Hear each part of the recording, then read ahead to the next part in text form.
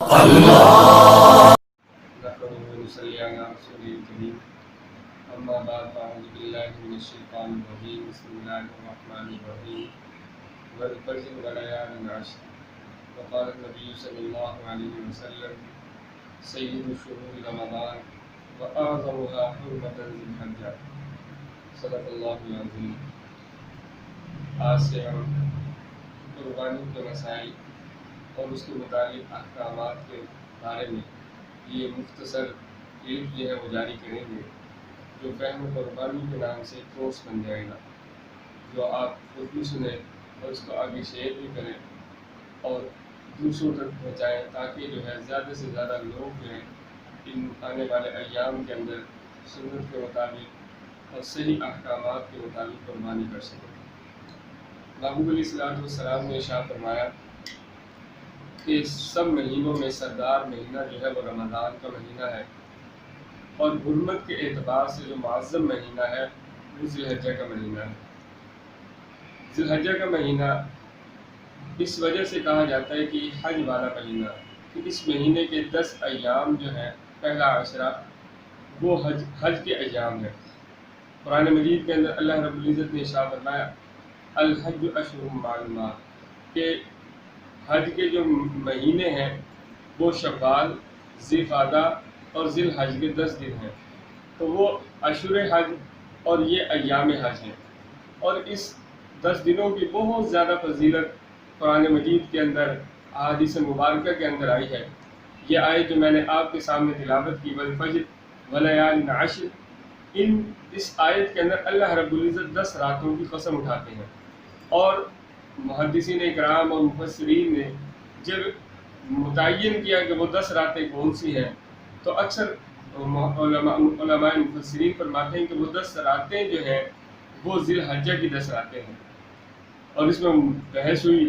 اور مسند احمد کی ایک روایت ہے جس کا ترجمہ ہے محبوب علیہ السلام نے ارشاد فرمایا ان العشر اشہر الاضحیٰ، کہ 10 دن وہ جو عشرہ ہے اس سے مراد عید الاضحیٰ سے پہلے جو 9 دن 10 دن بنتے ہیں وہ مراد ہے اس سے 10 دن سے۔ اور مولا علی قاری رحمۃ اللہ علیہ اس بارے میں اختلاف ہوا محدثین کا کہ آیا کون سے 10 دن افضل ہیں، رمضان کے آخری عشرہ یا ذی الحجہ کا مقدم جو عشرہ ہے؟ تو مولا علی قاری رحمۃ اللہ علیہ نے اس اختلاف کو اس طرح سمیٹا کہ اس کے اندر وہ فرماتے ہیں کہ جو راتیں ہیں وہ رمضان کی افضل ہیں، کیونکہ وہ اس کے اندر شب قدر آتی ہے، اور جو دن ہے ان دنوں کے اندر ذی الحجہ کے 10 دن افضل ہیں، کیونکہ اس کے اندر عرفہ کا دن آتا ہے۔ اور قرآن مجید کے اندر اللہ رب العزت ایک جگہ ارشاد فرماتے ہیں وَاذْكُرُوا اسْمَ اللَّهِ فِي أَيَّامٍ مَّعْلُومَاتٍ، کہ معلوم ایام کے اندر اللہ کا ذکر کرو، اور معلوم ایام سے مراد مفسرین نے لکھا وہ یہی ماہ ذی الحجہ کے پہلا عشرہ ہے۔ اور محبوب علیہ السلام کا ارشاد ہے، آپ علیہ السلام نے ارشاد فرمایا کہ ان 10 دنوں کے اندر کوئی بھی نیک عمل کرنا اللہ رب العزت کے ہاں دوسرے ایام میں عمل کرنے سے زیادہ محبوب ہے۔ صحابہ نے عرض کیا یا رسول اللہ ایک آدمی جہاد کرتا اس سے بھی زیادہ افضل عمل ہے؟ فرمایا جی ہاں اس سے بھی زیادہ، مگر وہ کہ جو اپنا جان اور مال راہ خدا کے اندر لٹا دیتا ہے وہ اس کے عمل کو تو نہیں پہنچ سکتا، لیکن اس دن کا ایک ایک عمل اللہ رب العزت کے ہاں بڑا برگزیدہ عمل ہے۔ اور ایک روایت کے اندر محبوب علیہ السلام نے ارشاد فرمایا کہ ان ایام کے اندر زیادہ سے زیادہ تسبیح کرو، تحمید کرو، تحلیل کرو، اور ان 10 دنوں کے اندر بڑے بے شمار اعمال ہیں، مثلا ان 10 دنوں کے اندر حج جیسا عمل ہوتا ہے، ان 10 دنوں کے اندر روزے کا بھی حکم اللہ رب العزت نے دیا، وہ ایک ایسی عبادت کے جس کے بارے میں اللہ رب العزت ارشاد فرماتے ہیں الصوم لی، کہ روزہ میرے لیے ہے اور روزے کا بدلہ میں خود ہوں۔ اور ان 10 دنوں کے اندر مسلمان اپنے مال کی قربانی دیتے ہیں، کہ اپنے مال کی قربانی اس طرح کہ اللہ رب العزت نے ابراہیم علیہ السلام اور اسماعیل علیہ السلام کی جو سنت قربانی کی مسلمانوں پر واجب کی، وہ مسلمان جو ہے اس دن یعنی اس مہینے کی 10 تاریخ کو عید الاضحیٰ بناتے ہیں اور اس دن وہ قربانی کرتے ہیں اور اس طرح صدقہ کرتے ہیں۔ تو یہ سارے اعمال ان 10 دنوں کے اندر کیے جاتے ہیں، جو اسی لیے اس 10 دنوں کی بڑی فضیلت آئی ہے۔ اور ان دنوں کے اندر یہ جو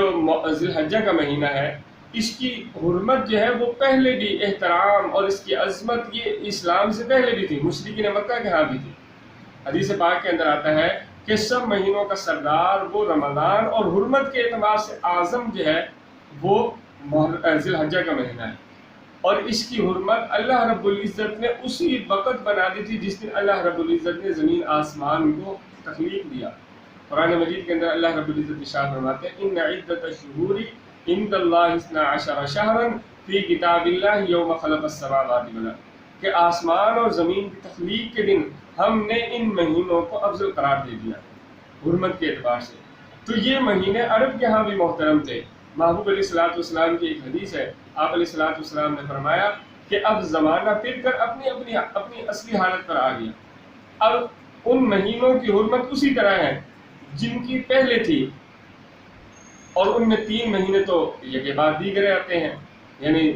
شوال، ذوالقعدہ اور ذی الحج، کہ ان کی حرمت اللہ رب العزت کے ہاں اسی طرح ہے کہ جس طرح پہلے تھی۔ اور محبوب علیہ الصلوۃ والسلام کی احادیث کے اندر اور بھی متعدد احکامات ان 10 دنوں کے ملتے ہیں۔ حضرت ام المؤمنین ام سلمہ رضی اللہ تعالیٰ عنہ روایت کرتی ہیں کہ جب ذی الحجہ کا چاند نظر آ جائے تو وہ بندہ جس پر قربانی واجب ہے اس کو چاہے نہ ناخن کاٹے اور نہ جسم کے ضرورت سے زائد بال جو ہے ان کو اڑائے، بلکہ بالکل اب رک جائے۔ اور یہ عمل جو ہے یہ مستحب ہے، کہ مستحب ہے کہ بندہ یہ ناخنوں کو کاٹنا، بالوں کاٹنا، اور اس عمل کے اندر مشابہت حجاج کے ساتھ ہے کہ جب حاجی احرام باندھ لیتا ہے تو اس پر یہ لازم ہو جاتا ہے کہ اب وہ یہ اعمال نہیں کرے گا، نہ ناخن کاٹے گا نہ بالوں کو کاٹے گا۔ کیوں کہ اب وہ اللہ رب العزت کی بارگاہ کے اندر حاضر ہوا، اب وہ بالکل ایک درویش اور فقیر کی صورت اپنائے۔ تو وہ لوگ کہ جو حج پر نہیں گئے وہ یہاں رہتے ہوئے حجاج اکرام کی مشابہت اختیار کرتے ہیں، اور یہ عمل مستحب ہے۔ اسی طرح اس مہینے کے ان 10 دنوں کے اندر ایک دن کا روزہ جو ہے وہ ایک سال کے روزوں کے برابر اس کا ثواب ملتا ہے۔ سئل عن رسول اللہ صلی اللہ علیہ وسلم صوم یوم عرفہ، کہ آپ علیہ الصلوۃ والسلام سے یوم عرفہ کے روزے کے بارے میں سوال کیا گیا، تو آپ علیہ السلام نے فرمایا کہ 1 سال آنے والا اور 1 سال ماضی وہ جو گزر چکا ہے یہ ایک روزہ جو ہے اس کا کفارہ بن جاتا ہے۔ اب اسی طرح اور بھی متعدد احادیث کے اندر ان 10 ایام کی فضیلت آئی ہے۔ اب فضیلت اللہ رب العزت نے بیان کی، وہ خالق کائنات ہے، وہ مالک کائنات ہے، جس چیز کو چاہے اوج ثریا پر ترقی دے دے اور جس چیز کو چاہے جو ہے وہ قعر مذلت کے اندر لے جائے، یہ اللہ رب العزت کے۔ لیکن اس کے اندر وجوہات اور سبب جو علماء کرام نے بیان کیے، حافظ ابن حجر رحمۃ اللہ علیہ فرماتے ہیں کہ ان 10 دنوں کی فضیلت اس وجہ سے ہے کہ اس میں بڑے بڑے جو اعمال ہیں وہ سارے کے سارے ان 10 دنوں کے اندر کیے جاتے ہیں۔ مثلا اس دن جو ہے وہ نماز عید کی نماز ادا کی جاتی ہے، اس دن قربانی کی جاتی ہے، اس دن جو ہے وہ حج جیسا عمل کیا جاتا ہے، تو اس وجہ سے ان 10 دنوں کی بڑی فضیلت ہے۔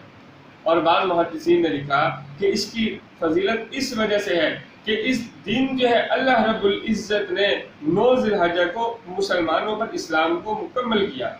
قرآن مجید کی آیت الیوم اکملت لکم دینکم یہ اس دن نازل ہوئی۔ ایک یہودی حضرت عمر رضی اللہ تعالیٰ عنہ کے پاس آیا اور فرمایا کہ یہ جو آیت آپ پر نازل ہوئی اگر یہ ہم پر نازل ہوتی اس دن ہم عید کا دن مناتے کہ اس آیت کے نازل ہونے کی وجہ سے، الیوم اکملت لکم دینکم۔ حضرت عمر رضی اللہ تعالیٰ عنہ نے فرمایا کہ خدا کی قسم مجھے وہ دن بھی یاد ہے اور مجھے وہ وقت بھی یاد ہے کہ جس وقت اور جس دن اور جس تاریخ کو اللہ رب العزت نے یہ آیت نازل کی۔ عرفہ کا دن تھا اور جمعہ کا دن تھا، عرفہ کی تاریخ تھی 9 ذی الحجہ اور جمعہ کا دن تھا جس دن اللہ رب العزت نے یہ آیت نازل فرمائی۔ تو چونکہ اسلام جو ایک بہت بڑی نعمت ہے اس کی تکمیل اس دن ہوئی، اس لیے ان 10 دنوں کی اللہ رب العزت کے یہاں بڑی فضیلت ہے۔ اور ایک روایت کے اندر اللہ رب العزت کے نبی محبوب علیہ الصلوۃ والسلام ارشاد فرماتے ہیں کہ افضل الایام یوم النحر، کہ سب سے